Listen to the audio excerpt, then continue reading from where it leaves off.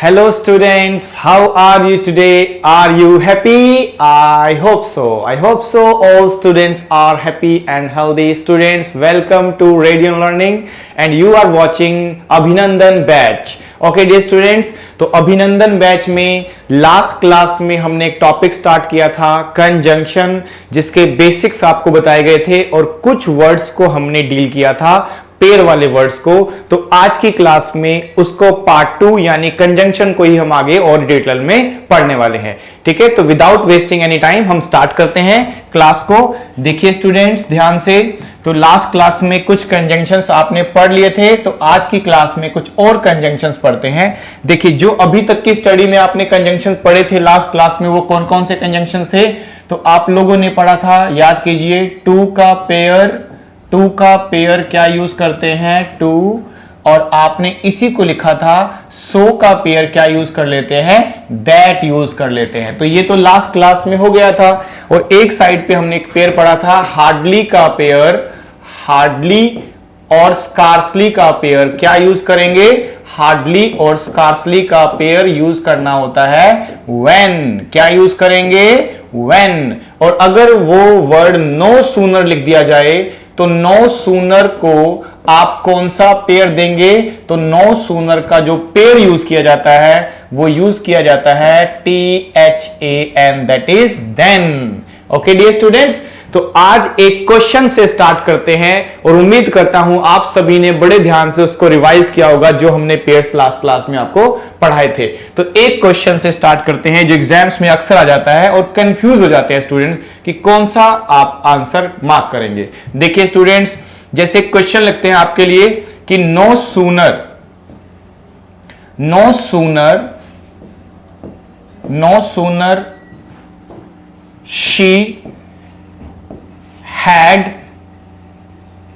she had left the job,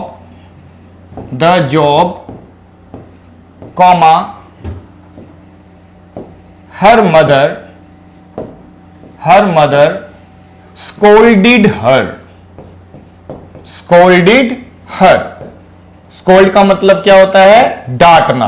okay dear students, देखिए अब ऐसा क्वेश्चन जब आपके सामने आएगा तो आपको क्या करना होता है? हम देखते हैं कि ना एग्जाम में क्वेश्चन कुछ पार्ट्स में डिवाइड होके मिलता है, हमें कुछ अलग अलग पार्ट्स में लिखा होगा क्वेश्चन। जैसे एक पार्ट हमने बना दिया कि ए में कोई मिस्टेक की गई है, एक पार्ट बनाते हैं कि इसमें देखिए बी में कोई मिस्टेक की गई है और सी में कोई मिस्टेक है, या फिर आपको लगता है इसमें कोई मिस्टेक नहीं है, आप इसको NE यानी नो एरर भी मार्क कर सकते हो कि इसमें तो कोई मिस्टेक नहीं है। ठीक है डियर स्टूडेंट, अब बताइए कौन से पार्ट में आपके अकॉर्डिंग मिस्टेक मानी जाएगी, इसको बड़े ध्यान से देखना है। अब देखो जैसे ये क्वेश्चन आएगा ना, तो आप सबसे पहले आपके माइंड में क्या आएगा? सबसे पहले आप चाहोगे कि जो नो सूनर लिखा हुआ है, इस नो सूनर को हमें क्या देना चाहिए? पेयर देना चाहिए। और पेयर देंगे तो डेफिनेटली इस कॉमा की जगह पे हमें क्या लिखना चाहिए? THAN यानी देन लिखना चाहिए।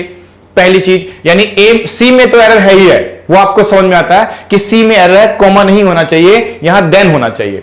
सेकेंड थिंग देखिए ध्यान से, तो अगर हम नो सूनर से स्टार्ट कर रहे हैं तो लास्ट क्लास में पढ़ाया गया था कि अगर नेगेटिव एडवर्ब से शुरू करोगे तो डेफिनेटली आपको इन्वर्जन फॉलो करना होता है, और यहां इन्वर्जन तो लिखा भी नहीं है, यानी शी हैड नहीं होगा, हैड शी होगा। तो एरर तो ए में भी है, इसका मतलब तो ए में भी एरर है और सी में भी एरर है, लेकिन एग्जामिनेशन में तो एक ही जगह पे एरर होता है। इसीलिए जब कभी भी आपको ऐसा सेंटेंस दिखाई दे जहां दो एरर आ रहे हैं, तो इसका सीधा मतलब है कि सेंटेंस में कोई गलत वर्ड यूज कर लिया, हमने गलत वर्ड यूज कर लिया है। इसीलिए ध्यान देना, अगर मुझे इसका सॉल्यूशन दे दिया मैंने आपको, तो डेफिनेटली आप ये भी बता पाओगे कहां मिस्टेक है। ओके डियर स्टूडेंट, तो देखिए जरा, जिस तरह से यहां नो सूनर लिखा है ना, तो इसको एक सिंपल लैंग्वेज में लिखने वाला, यानी इसको सेम लैंग्वेज में लिखने वाला एक और वर्ड भी लिख सकते हो, जिसको बोलते हैं एज सून एज। क्या बोलते हैं? As soon as.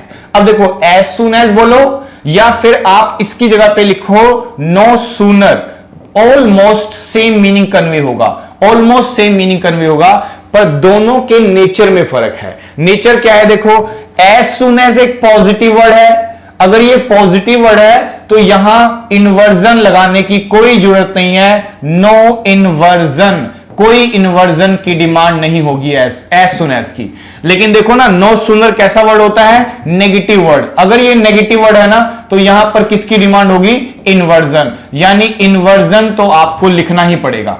इसमें क्या यूज करना पड़ेगा आपको, इन्वर्जन। जबकि मैं बता रहा हूं नो इन्वर्जन कहां होगा, जब एज सुन एज से स्टार्ट करोगे, क्योंकि वो तो पॉजिटिव वर्ड है। दूसरी चीज कि अगर आप जब लिखते हैं नो सूनर तो एज अ पेयर आपको क्या लिखना पड़ता है, देन THAN। लेकिन यहां देखो ना, नो पेयर, यहां तो पेयर की भी नीड नहीं पड़ेगी। इसका मतलब हुआ कि जब कभी भी ऐसा क्वेश्चन आता है तो नो सूनर के प्लेस पे एज सून एज का यूज किया जाता है। इसीलिए एरर कहां मार्क किया जाएगा, ए में एरर मार्क किया जाएगा। ओके डियर स्टूडेंट, नहीं तो आप लोग तो कंफ्यूज रहते। कुछ स्टूडेंट क्या करते, ए को मार्क लेते, कुछ बोलते कि सी में एरर है, लेकिन एरर कहां निकला, ए में। ए क्योंकि यहां पर नो सूनर आना ही नहीं चाहिए। नो सूनर क्यों लगाएं जब इन्वर्जन नहीं लगा हुआ। यहां पे देखो तो आपने देन भी नहीं लगाया है। जब दोनों नहीं लिखे हैं ना तो इसका मतलब है इसका इक्विवेलेंट लेना पड़ेगा। ये दोनों एक दूसरे को रिप्लेस कर सकते हैं, इसीलिए नो सूनर का रिप्लेसमेंट क्या लिख दिया जाता है, as soon as. Okay dear student, इस तरह से ध्यान रखना कि एज सून एज एक पॉजिटिव वर्ड है, जबकि नो सूनर एक नेगेटिव वर्ड है। एज सून एज को पेयर की जरूरत नहीं पड़ती है, जबकि नो सूनर को पेयर की जरूरत पड़ती है, और वो पेयर क्या होना चाहिए, THAN यानी देन होना चाहिए। इस बात का आपको ध्यान रखना है। ओके डियर स्टूडेंट, चलिए तो आगे देखते हैं। अब नेक्स्ट पेयर देखते हैं। अब नेक्स्ट पेयर में एक नया पेयर नोट करते हैं कि क्या क्या आप देखेंगे। तो आप लोगों ने एक पेयर पढ़ा होगा जिसको बोलते हैं नीदर नॉर।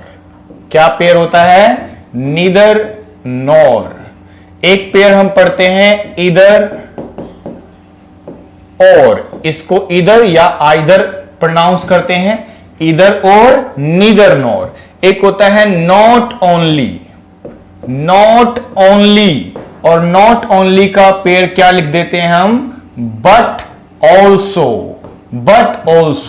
तो नीदर नॉर, इधर और, नॉट ओनली, बट ऑल्सो, इनको भी हम यूज करना सीखेंगे। कैसे इनको यूज किया जाएगा, इनकी कंडीशन क्या होती है। देखो, जब भी आप इन पेयर्स को यूज करते हैं तो आपको पता होना चाहिए कि जो नीदर नॉर होता है ना, इसका मीनिंग क्या होता है। तो नीदर नॉर का मतलब है कि दो सिचुएशन दी हुई है, ठीक है, लेकिन दोनों में से हम बात तो किसी की भी नहीं करना चाहते, ना तो ये ना वो। नीदर नॉर का मतलब ना तो ये ना वो, यानी दोनों में से कोई नहीं, जीरो होता है इसका मीनिंग, जीरो।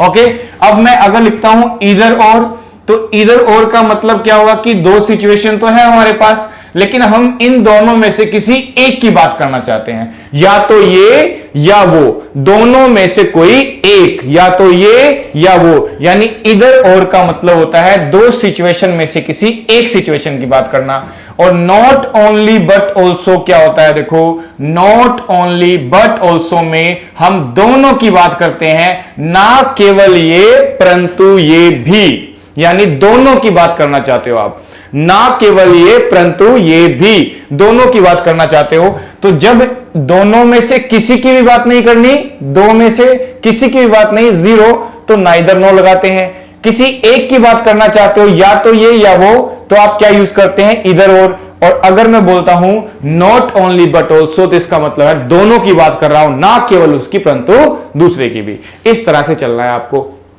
तो डेफिनेटली अब ज्यादातर स्टूडेंट तो हिंदी बनाते हैं इसकी, और हिंदी बनाने से इसका मीनिंग कुछ इस तरह से उनको दिखाई देता है। तो यहां से फिर एक कॉन्सेप्ट इंपॉर्टेंट बन जाता है कि किस तरह का क्वेश्चन एग्जाम्स में आता है, ठीक है ना। एग्जाम्स में देखो कैसा क्वेश्चन आएगा। तो सबसे पहली चीज हम ये बता रहे हैं आपको, सबसे पहली नीड ये है हमारी कि जब भी आप देखें इनको, दो तीन तरह से इनका क्वेश्चन एग्जाम में आता है। पहला क्वेश्चन होता है जिसको बोलते हैं आप वर्ब रिलेटेड क्वेश्चन। पहला क्वेश्चन कैसा बन सकता है, verb related question. Verb related question का मतलब क्या हुआ, आप यूज करेंगे वर्ब रिलेटेड क्वेश्चन में जिसमें आपको वर्ब को यूज करना है। वर्ब को यूज करना है आपको। वर्ब कैसे यूज किया जाएगा? अकॉर्डिंग टू सब्जेक्ट, और सब्जेक्ट तो इसमें दो ही दिखाई देने वाले हैं आपको। अगर आप मीनिंग के अकॉर्डिंग देखेंगे तो कुछ और लगेगा, लेकिन हो सकता है कुछ और मीनिंग हो, यह ध्यान रखना आपको। पहला क्वेश्चन बता रहा हूं कैसा होगा, verb related.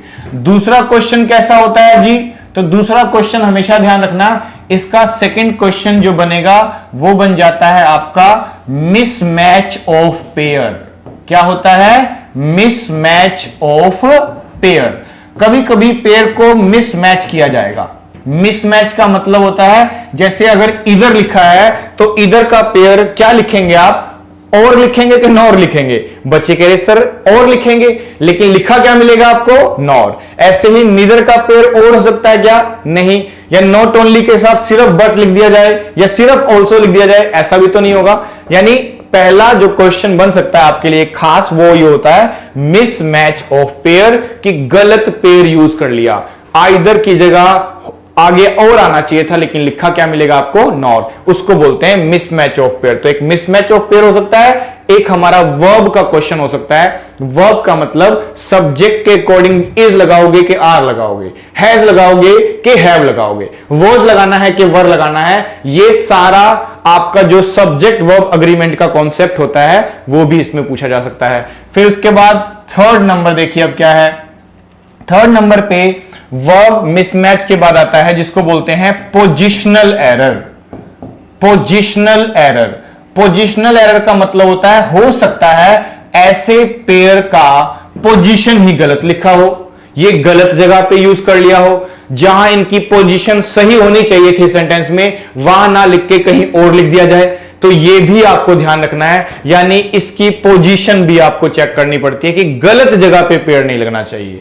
Okay dear student, तो पहले मैं इसका थोड़ा बेसिक बता देता हूं आपको। रूल एग्जाम में क्वेश्चन ऐसे दिखने वाले हैं आपको जो मैंने बताया, लेकिन इसको अब सीखने के लिए मैं आपको दो स्टेटमेंट दूंगा, आप दोनों स्टेटमेंट को एक बनाना, तब जाके आपको रियलाइज होगा कि तीनों पॉइंट हमारे लिए कितने जरूरी हैं। ओके डी स्टूडेंट, तो देखिए फर्स्ट क्वेश्चन हम लिखते हैं, राहुल इज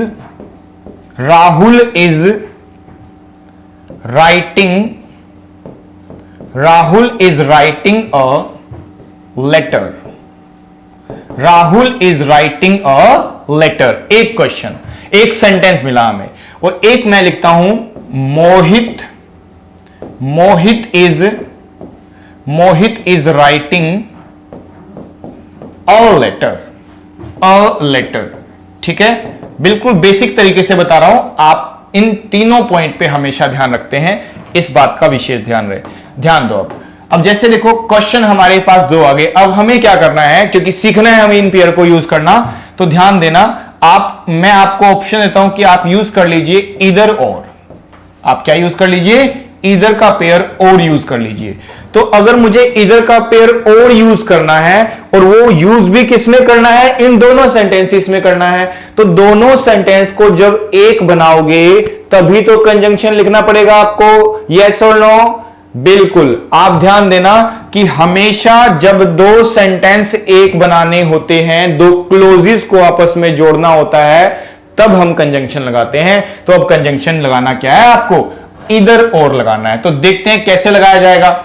देखो इन दोनों को एक बनाना है, तो मैं सबसे पहली चीज क्या चेक करूंगा कि मेरा सब्जेक्ट और बाकी जो प्रेडिकेट पार्ट है, अदर पार्ट है, उसमें से सिमिलर कौन है। तो देखो यहां लिखा है इज राइटिंग अ लेटर, नीचे भी क्या लिखा है? Is writing a letter. लेकिन देखो दोनों सेंटेंसेस के सब्जेक्ट अलग अलग हैं, और जो अलग अलग रह गया उसी में पेयर लगाया जाता है। उसी में क्या लगाया जाता है? पेयर लगाया जाता है। तो मुझे कहीं ना कहीं पेयर अब हमें इस वाले पार्ट में, यानी सब्जेक्ट वाले पार्ट में पेयर लगाना होगा। तो पहले पेयर आएगा इधर, पहले पेयर क्या आएगा? इधर। अब मैं लिखूंगा राहुल, इधर राहुल। अब दूसरे में फिर मैं क्या लिखूंगा? और अब दूसरा वर्ड लिखूंगा मोहित। तो सेंटेंस क्या बन जाएगा हमारा? आप देखो इधर राहुल और मोहित। अब यहां पे ध्यान देना, इज लगाएंगे कि आर लगाएंगे, इज लगाएंगे कि आर लगाएंगे। फिर writing a letter, writing a letter. इस तरह से हमारा स्टेटमेंट बन जाएगा। ठीक है डियर स्टूडेंट, अब देखो जरा ध्यान से। अब बच्चे कह रहे सर 3 तरह के क्वेश्चन कैसे दिखाई देंगे इसके अंदर, तो जरा देख लो आप। आपके पास सबसे पहला क्या होता है, verb related question. Verb related का मतलब होता है कि अगर मैं यहां आपके लिए 2 सब्जेक्ट चूज कर रहा हूं, 2 सब्जेक्ट, एक राहुल और एक मोहित, तो वर्ब किसके अकॉर्डिंग लगाई जाएगी, राहुल के अकॉर्डिंग, मोहित के अकॉर्डिंग, या फिर दोनों के अकॉर्डिंग लगाई जाएगी। तो इसका आंसर ध्यान से नोट कर लो आप, क्योंकि यहां गलती बहुत करते हो आप। क्यों गलती करते हो, देखो आप लोग तो हिंदी बनाओगे कि ना केवल ये, या फिर या तो ये या वो, या दोनों में से कोई भी नहीं। हिंदी बनाने की जरूरत नहीं पड़ती। इन 3 पेयर्स में ध्यान से नोट कर लो जो आप गलती करते हो। ये 3 पेयर ऐसे होते हैं जहां पर आपकी हिंदी काम नहीं करेगी। आपका एक फिक्स रूल होता है, only for these 3 pairs. Always remember this, कि हमेशा इन 3 पेयर के लिए खास रूल ये होता है वर्ब वाला, कि verb will be used according to the nearest subject. क्या बोला मैंने, verb will be used according to the nearest subject, यानी वर्ब को यूज किया जाएगा जो पास वाला सब्जेक्ट है वर्ब से, जो वर्ब के पास वाला है। मुझे इससे कोई मतलब नहीं राहुल लिखा हुआ है, मेरी वर्ब के पास कौन लिखा हुआ है, मोहित, चाहे ये एक है चाहे अनेक है, 1 है कि मोर देन 1 है, उससे हमें कोई फर्क नहीं पड़ता। ध्यान दे, मोहित एक है तो मुझे यहां क्या लगाना पड़ेगा, इज लगाना पड़ेगा। ओके डियर स्टूडेंट, इस तरह से। अब देखो यहां तो हो सकता है हिंदी काम कर जाए आपकी, क्योंकि हिंदी में तो ये बन भी रहा था ना कि आइदर राहुल और मोहित, दोनों में से कोई एक है, हिंदी बना लोगे आप। लेकिन यही अगर लिखा होता not only Rahul but also Mohit, तो आपको लगता है दोनों की बात हो रही है। और जब हिंदी बनाओगे 2 निकल के आएंगे तो डेफिनेटली आप लोग क्या कर देते, आप लोग आर लगा देते, वो गलत माना जाता, क्योंकि इन 3 पेयर्स का रूल होता है verb will be used according to the nearest subject. तो पास वाला सब्जेक्ट देखना पड़ता है। पास कौन है जी, मोहित, और मोहित के अकॉर्डिंग क्या आएगा, इज आएगा। अगर यहां होता दे, तो दे के अकॉर्डिंग क्या लगाते, आर लगाते। यानी ये नहीं कह सकते आप लोग, कभी आपको मन में डाउट रहे ये बात का, आप ध्यान देना, आप लोग हिंदी बनाते हो साथ में कभी सोचते हो कि ये वर्ड सिंगुलर है कि प्लूरल है। नहीं है ये सिंगुलर प्लूरल। इन वर्ड से हमें कोई नहीं पता चलता। ये 3 पेयर जो लिखे हुए हैं, इसमें सिंगुलर प्लूरल डिसाइड तब होता है जब आप पास वाला सब्जेक्ट देखते हो। जो वर्ब के पास है, अगर वो सिंगुलर है तो वर्ब सिंगुलर लिखोगे, अगर वो प्लूरल है तो वर्ब भी प्लूरल लिखोगे। Simple is that. Okay dear student, इस बात का तो ये पहला क्वेश्चन हुआ। बच्चे कह रहे सर यहां पे मिसमैच ऑफ पेयर तो नहीं कर दिया आपने। देखो अब कैसे चेक करते हैं मिसमैच ऑफ पेयर को। मिसमैच ऑफ पेयर का मतलब होता है कि आपको राइट टू लेफ्ट ध्यान देना होता है। दोबारा बोलना एक बार, राइट टू लेफ्ट।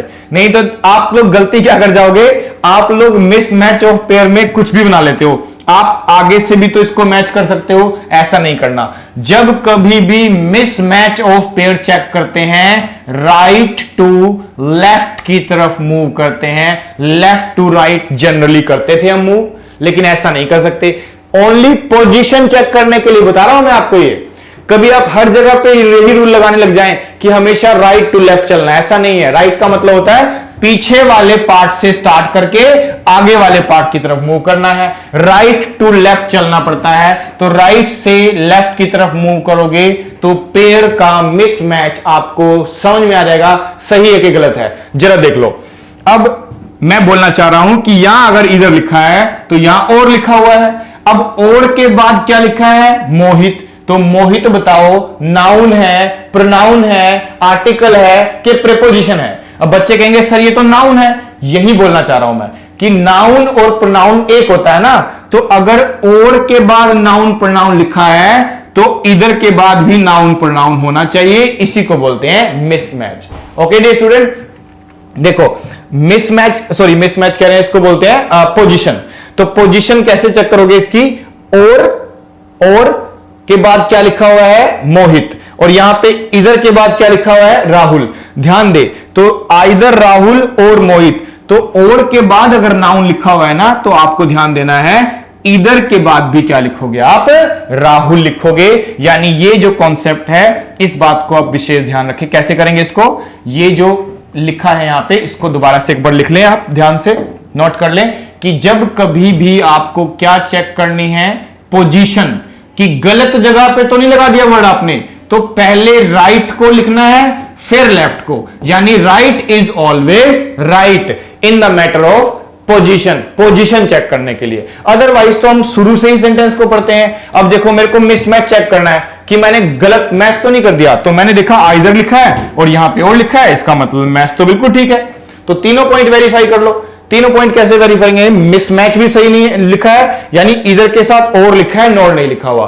पोजीशन कैसे चेक करी मैंने, और के बाद मोहित है और इधर के बाद राहुल है, दोनों नाउन है। दोनों नाउन हो या दोनों प्रीपोजिशन हो या दोनों आर्टिकल्स हो, और उसके बाद वर्ब का कॉन्सेप्ट आया तो मोहित के अकॉर्डिंग मैंने इज लगा दिया। इसका मतलब अब ये पूरी तरह से सेंटेंस सही माना जाएगा। ऐसे ध्यान करना है आपको, ठीक है डियर स्टूडेंट। चलो एक क्वेश्चन और बनाते हैं, फिर थोड़ा और आइडिया मिलेगा आपको। देखिए जरा एक क्वेश्चन और,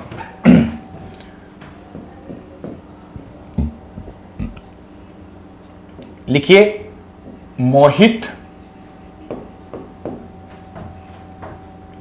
does not speak French. First, और एक लिखते हैं मोहित does not speak English। इस तरह से।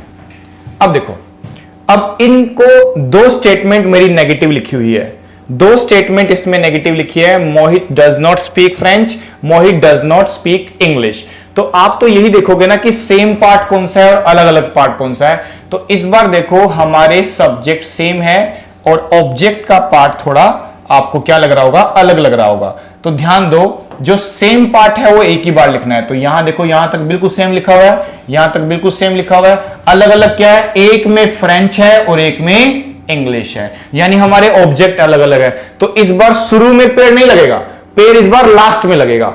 तो कोई भी एक पेड़ लगा सकते हो आप, जो आपको सुटेबल लगे, कोई भी एक पेड़ लगा दो। तो अब मैं इस स्टेटमेंट को हटा दूं, क्योंकि मुझे लिखना है ना तो ये ना वो, क्योंकि दो नेगेटिव हैं। दो नेगेटिव के लिए ही क्या लिखा जाता है हमेशा, नीदर नॉर। तो मुझे अगर लिखना है तो मैं लिखूंगा मोहित। अब इसको एक बार लिखना है मुझे। अब देखो डज नॉट लगाने की जरूरत पड़ेगी क्या, क्योंकि आप समझो ना कि दो नेगेटिव हैं, तो इस पेयर में मैं दोनों को नहीं दिखाना चाह रहा हूं, तो मुझे पेयर के रूप में क्या लिखना पड़ेगा, नीदर नॉर। मुझे दोनों में नीदर नॉर लिखना पड़ेगा।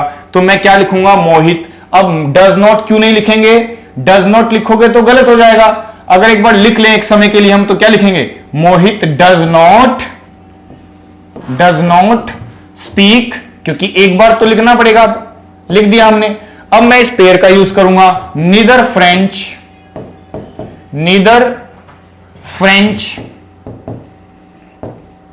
Nor English. इस तरह से मैंने लिख दिया आपके लिए। अब बड़े ध्यान से देखना कि क्या क्या मिस्टेक कर दी है या क्या चीज आप चेक कर सकते हो इसमें। देखो जरा, सबसे पहली चीज क्या होती है कि आपने देखा कि मिसमैच तो नहीं लिखा हुआ है, यानी अगर मैंने यहां नीदर यूज किया है तो आगे मैंने नॉर यूज किया है, यानी पेयर वाइज तो कोई मिस्टेक नहीं है, मिसमैच तो नहीं है। इसकी पोजीशन चेक करके देख लो।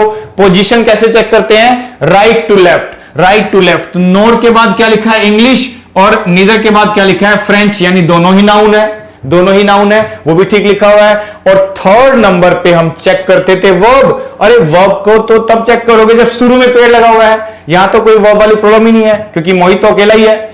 अब आप देखो कि जब नीदर नॉट लिखते हैं तो क्या नॉट लगाने की जरूरत पड़ेगी, जी नहीं, यहां डज नॉट लगाने की कोई जरूरत नहीं पड़ेगी आपको। ऐसा लिखना गलत होगा, डज नॉट हो ही नहीं सकता, ठीक है, क्योंकि नीदर नॉर एक नेगेटिव पेयर होता है, उसमें नॉट पहले से लिखा हुआ है, तो नोट नहीं आएगा इसमें। और नोट नहीं आएगा तो हेल्पिंग वर्ब भी क्यों लिखेंगे फिर। और फर्स्ट थिंग आप देखो, यहां पे मोहित को चेक करो, सबसे पहले मोहित को चेक करो, और मोहित एक होने की वजह से आप क्या करोगे, यहां पे स्पीक थोड़ी ना लिखोगे, आपको लिखना चाहिए स्पीक्स।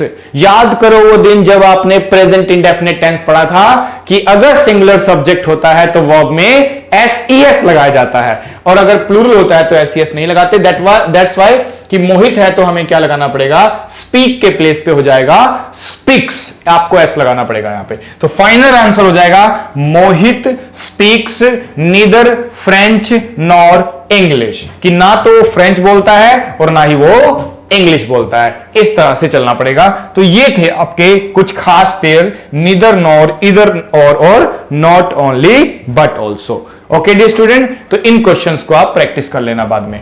आगे देखिए, अब नेक्स्ट पेयर पढ़ते हैं। नेक्स्ट जो पेयर रहेगा हमारा वो ये रहता है कि बोथ, जो बोथ वर्ड होता है बोथ, इसका पेयर हम जनरली एग्जाम्स में लिखा क्या मिलेगा, ये बहुत जरूरी है आपके लिए, ताकि थोड़ा और आसान हो जाए। तो देखो, वैसे देखा जाए तो बोथ का पेयर हम क्या यूज करते हैं, एंड। भाई बोथ का पेयर आपको क्या यूज कर लेना चाहिए, एंड। लेकिन लिखा मिलता क्या है हमें, तो एंड के प्लेस पे एंड के कुछ इक्विवेलेंट होते हैं, उसके सेम मीनिंग रखने वाले, जैसे एज वेल एज। अब देखो, मैं बोलूं राहुल एंड रमन, वो भी सेम बात है, या मैं बोलूं Rahul as well as Raman, तो बात तो एक ही है ना। लेकिन इसीलिए राइटर क्या करता है, बोथ के साथ एज वेल एज लिखता है, तो कभी कभी एज वेल एज नहीं लिखता है तो क्या लिख देता है, अलोंग विद। ऐसे ऐसे वर्ड्स लिखे मिलते हैं जो कि ग्रामेटिकली इनकरेक्ट माने जाते हैं, ऐसा लिखना गलत माना जाता है। यानी अगर बोथ लिखा है तो उसका पेयर आएगा तो क्या आएगा, एंड आएगा। बोथ का पेयर हमेशा क्या लिखना चाहिए, हमें एंड लिखना चाहिए, इस बात का आप ध्यान रखेंगे। तो मैं लिखता हूं एक क्वेश्चन आपके लिए कि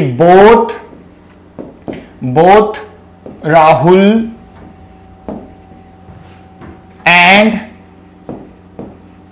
his parents are coming here। Okay dear student, इस तरह से। तो सबसे पहली चीज आप जो चेक करेंगे वो चेक करते हैं मिसमैच तो नहीं होना चाहिए। एज अ स्टूडेंट सभी पेयर्स को आप याद करते चले जाओ। आप देखो, यहां बोथ लिखा है और यहां एंड लिखा है, तो क्या गलत है, बिल्कुल नहीं। बोथ का पेयर क्या होना चाहिए, एंड होना चाहिए। एज वेल एज होता, अलोंग विद होता, तो ये गलत माना जाता, तब ये गलत होता। ओके, यानी यहां पे कोई प्रॉब्लम नहीं है। फिर आता है हिज पेरेंट्स। तो अब सोचो जरा कि मैं किसके अकॉर्डिंग हमारा सब्जेक्ट लगेगा। देखो, जब इधर और यूज किया था, neither nor, not only but also, उनके साथ रूल था कि verb will be use according to the nearest subject. यहां ऐसा कोई रूल नहीं है, यहां तो मीनिंग के हिसाब से चलना पड़ेगा। और बोथ का मतलब होता है दो। जब हम दो की बात करते हैं तो हमें क्या लगाना होता है, आर। तो आंसर क्या होगा हमारा, आर होगा। इज लगाना ग्रामेटिकली गलत माना जाएगा। ओके डियर स्टूडेंट, ये छोटी छोटी बातें हैं जो आपको ध्यान रखनी है कि बोथ का पेयर क्या होता है, हमेशा इसका पेयर एंड होगा। और बोथ को कभी भी सिंगुलर नहीं माना जा सकता, बोथ को लिखा जाता है हमेशा कैसे, प्लूरल के साथ। यानी इसके साथ जो वर्ब आएगी वो हमेशा कैसी होनी चाहिए, प्लूरल। तो दैट्स वाई हमने यहां पे क्या यूज कर लिया है, आर यूज किया है। इस बात का ध्यान रखेंगे। चलिए फटाफट से एक नेक्स्ट पेयर फिर से पढ़ लेते हैं। देखिए जरा ध्यान दीजिए क्लास में कि आप क्या करने वाले हैं। अब लेस्ट क्या लिख रहे हैं यहां पे, लेस्ट। और लेस्ट को जब भी लिखा जाता है तो कुछ खास बातें ध्यान रखते हैं। बच्चे पूछ रहे सर लेस्ट का मतलब क्या होता है, तो लेस्ट का मतलब होता है कहीं ऐसा ना हो कि, या फिर कुछ बच्चे क्या बोलते हैं इसको, नहीं तो, या तो बोलेंगे नहीं तो, या फिर होता है कहीं ऐसा ना हो कि। तो जब ना बोल ही दिया है तो क्यों ना इस वर्ड को हम ये बोल दें कि ये वर्ड भी एक नेगेटिव वर्ड माना जाता है। कैसा वर्ड माना जाता है ये, नेगेटिव वर्ड। नेगेटिव, यानी ये एक पॉजिटिव वर्ड नहीं है, ये एक नेगेटिव वर्ड है। और इसी वजह से अगर इस सेंटेंस में आगे जाके कहीं पे भी आपने क्या लगा दिया, नॉट, जो कि एग्जाम्स में लिखा भी होता है, वो ग्रामेटिकली क्या माना जाता है, इनकरेक्ट। क्योंकि लेस्ट अपने आप के अंदर नोट रखता है, उसका मतलब होता है कहीं ऐसा ना हो कि, तो लेस्ट के साथ कभी भी क्या नहीं लगाया जा सकता, नॉट, क्योंकि वह एक कैसा वर्ड माना जाता है, नेगेटिव वर्ड माना जाता है। अब बच्चे कह रहे सर इसका पेयर क्या होगा, तो ध्यान देना, इसका पेयर जब आप बुक्स पढ़ोगे तो आपको दिखाई देगा कि लेस्ट का पेयर क्या होता है, शुड होता है। लेस्ट का पेयर क्या यूज करते हैं, शुड, और वो गलत नहीं है क्योंकि सच में ही लेस्ट का पेयर क्या होता है, शुड होता है। तो बच्चे कह रहे सर क्या हमेशा शुड से बनाना चाहिए? आप सोचो कितने मोडाल्स होते हैं, अरे शुड कोई कंजंक्शन थोड़ी ना है, कंजंक्शन तो लेस्ट है, लेकिन हम किसको यूज करते हैं इसके साथ, शुड को, क्योंकि सेंटेंस को किसी टेंस या मोडाल्स में तो बनाना पड़ेगा आपको। तो जब मोडाल्स में बनाते हैं तो विल, मे, माइट, मस्ट लिखना गलत माना जाता है, और उन सब की जगह पे हमें क्या लगाना पड़ता है, मोडाल शुड। ओके डियर, तो यानी मोडाल से बनाओगे तो क्या लगाना पड़ेगा आपको, शुड लगाना पड़ेगा। लेकिन अगर मैं कहूं कि मैं मोडाल से इस सेंटेंस को बनाऊंगा ही नहीं, मैं इसको बनाऊंगा टेंस से, और अब सब जानते हो 12 टेंस होते हैं तो उसमें तो शुड नहीं आएगा, तो 12 टेंस में से बनाओगे तो फिर आप चाहो तो बिना शुड के बनाना चाहते हो तो वर्ब की फर्स्ट फॉर्म से बना सकते हो, जिसको किस नाम से जानते हैं, प्रेजेंट इंडेफिनिट टेंस के नाम से। कौन से टेंस के नाम से, प्रेजेंट इंडेफिनिट टेंस के नाम से। यानी अगर लेस्ट लिखा है तो आगे या तो आप शुड लगा सकते हो, या फिर चाहो तो शुड नहीं है तो आप वर्ब की फर्स्ट फॉर्म से भी सेंटेंस को बना सकते हो। सिंगुलर सब्जेक्ट होगा तो वर्ब में एसईएस लगाना, और अगर प्लूरल है तो वर्ब में एसईएस ना लगाना, लेकिन बनाया जा सकता है, ये बात का ध्यान रखें। जैसे क्वेश्चन के थ्रू इस बात को समझेंगे कि अगर मैं लिखता हूं walk fast, walk fast, walk fast, lest, lest you dash miss the train, miss the train, इस तरह से। ठीक है डियर स्टूडेंट, इस तरह से। और कभी कभी क्या होगा ना, ऐसे क्वेश्चंस को ऑप्शंस में पूछ लिया जाता है आपसे कि चलो बताओ यहां शुड यूज करना चाहिए, ठीक है जी, फिर आपसे पूछ लिया जाएगा यहां पे बी ऑप्शन में रखते हैं आपके लिए विल यूज करना चाहिए, सी ऑप्शन में रखते हैं आपके लिए शैल यूज करना चाहिए, या फिर डी ऑप्शन में आपके लिए रखते हैं हम लोग, आप लिखिए यहां पे मस्ट।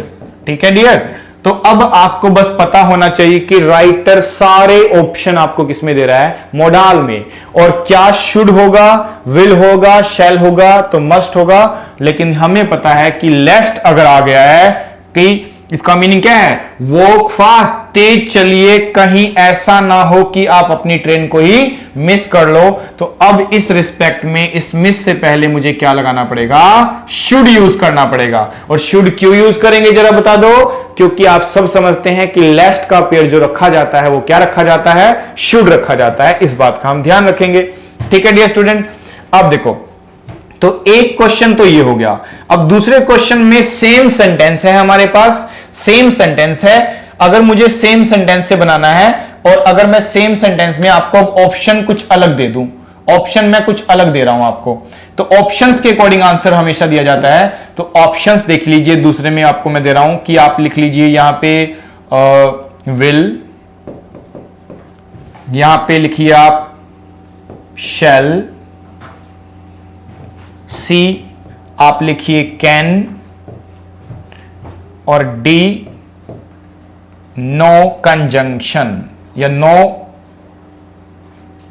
नॉट रिक्वायर, रिक्वायर ही नहीं है कुछ, नॉट रिक्वायर, कि कोई भी चीज यहां रिक्वायर नहीं है। तो आप सोचो अब आप विल लगाएंगे, शैल लगाएंगे कि कैन। देखो ऊपर वाला तो बहुत आसान हो गया अब आपके लिए, आपको जब शुड दिख रहा है तो शुड के अलावा तो और कोई सोचोगे नहीं आप, लेकिन यहां तो शुड ही नहीं है ऑप्शन में। अब बच्चे सोचेंगे शेट शुड तो नहीं था उसमें, तो क्या करोगे आप, शैल लिख दोगे क्या विल लिख दोगे? अरे नहीं, ये तो गलत ही माने जाएंगे। अब जरा ध्यान दो, अब हम आंसर करेंगे डी नो रिक्वायर। क्यों रिक्वायर नहीं है, ध्यान दो आप जरा, क्योंकि देखो अगर मैं यहां कुछ भी नहीं लिखूंगा तो ये मिस अपने आप में वर्ब की कौन सी फॉर्म लिखी हुई है, फर्स्ट फॉर्म, और यू के साथ फर्स्ट फॉर्म लिखा जा सकता है, क्योंकि इसको टेंस से भी बनाया जा सकता है। तो या तो इसका ऑप्शन शुड होगा या फिर वर्ब की फर्स्ट फॉर्म होगी। Both are equally acceptable. इसीलिए ध्यान देना होता है आपको कि जब कभी भी लास्ट आता है तो या शुड लिखा जाता है या वर्ब की फर्स्ट फॉर्म। इसी से आपके एग्जाम्स में क्वेश्चन बन जाते हैं। और सबसे खास बात क्या है कि इसके साथ कभी भी नोट नहीं लगाया जा सकता, क्योंकि नोट लगाने से वो और ज्यादा नेगेटिव होगा। दैट मीन्स वो सुपरफ्लोज बन जाएगा, अननेसेसरी वर्ड बन जाएगा।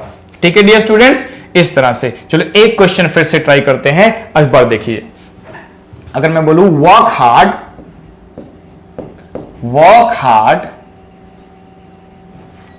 लेस्ट यू शुड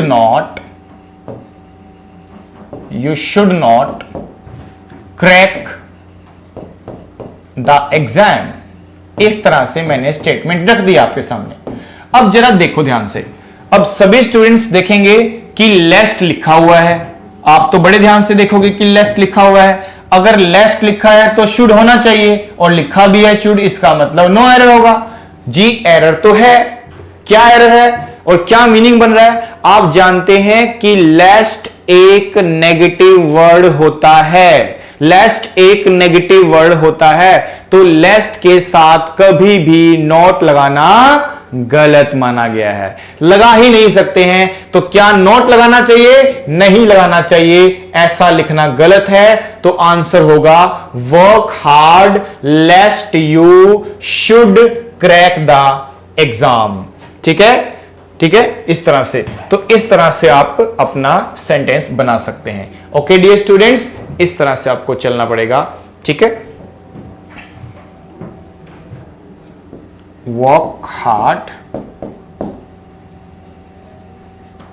lest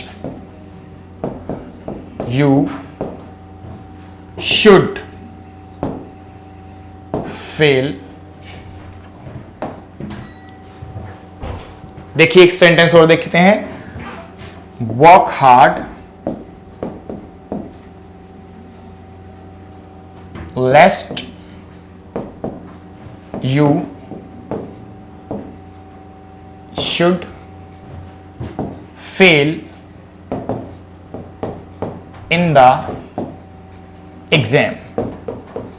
अब देखिए जरा, अब इस स्टेटमेंट को देखिए, क्या ये गलत है? तो देखो जरा, वर्क हार्ड, मेहनत करो, कहीं ऐसा ना हो कि आप अपने एग्जाम में फेल हो जाओ। तो यहां पे लेस्ट का पेयर क्या किया गया है? शुड। तो क्या गलत है? नहीं। अगर गलती करनी होती तो आप यहां पे क्या लिख सकते थे? आप जो एग्जाम्स में लिखा भी मिलता है आपको, यहां शुड के बाद क्या लिखा मिलेगा? नॉट। और आप सब जानते हैं कि शुड कैसा वर्ड, सॉरी लेस्ट कैसा वर्ड होता है? नेगेटिव। और नेगेटिव के साथ कभी भी नॉट लगाना सही नहीं माना जाता। तो यहां नॉट तो आ ही नहीं सकता, वो गलत होगा। तो आंसर सिर्फ क्या रहना चाहिए?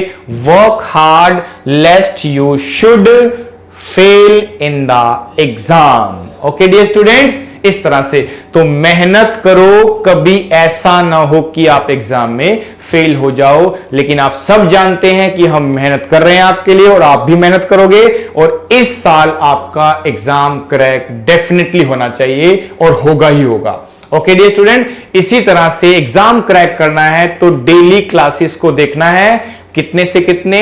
आपको 6 बजे से लेके 10 बजे तक डेली क्लासेस को देखना है। और बैक टू बैक जो क्लासेस आपके लिए आ रही हैं, वो अपने फ्रेंड सर्कल में भी शेयर करना है। वीडियोस को थोड़ा शेयर कीजिए ताकि सभी स्टूडेंट इससे बेनिफिट उठा पाए। ओके डियर स्टूडेंट्स, तो आज की क्लास में इतना करते हैं, बाकी नेक्स्ट क्लास में करेंगे। See you in the next class.